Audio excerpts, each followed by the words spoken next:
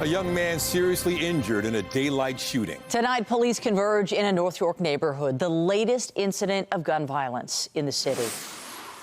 Good evening. We begin tonight with breaking news. This is the scene near Keele and Wilson where the gunfire erupted late this afternoon. CTV's Janice Golding is there and joins us live with the very latest. Janice. Hi, Nathan. It is a little quieter than it was about an hour ago, but there is still a very large police presence here with detectives, plainclothes officers, as well as uniformed officers combing the scene, as well as going door to door and speaking to residents.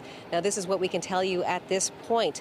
This is a developing story, but what we know is that at around 3:30, emergency crews were called to a home on John Perkins Bull Drive, which is by Keele and Downsview Park, for reports a young man had been shot in the head. When they arrived, they found the victim with life-threatening injuries, and he was transported by an emergency run to Sunnybrook Hospital. We have since learned that the victim is a male between 18 and 20 who was critically wounded by a gunshot to the face. We don't know the time frame, but police arrested 2 people before we got here, although they are still looking for 2 people who fled the scene. Here is what neighbors we spoke to had to say about the incident. He was on a stretcher, but he was not making any noise and all. He was all silent. They carried him to the paramedic van.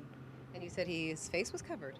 Yeah, I guess it was not visible. The face was not visible though. It was quite upsetting because we all believe that the neighborhood is peaceful and safe, but it doesn't seem like that way.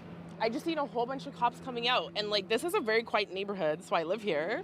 And I came out, and it was just chaos. It was utter chaos out here. We literally just got out the car, we came in the house, and then all this commotion started. The sirens, screaming, we heard some guy yelling, he shot in the head. It was insane. This has been such a very safe neighborhood for many years that I'm shocked, honestly. Now, police are still looking for 2 suspects. As I mentioned, they are both male. One was last seen wearing all black with red shoes.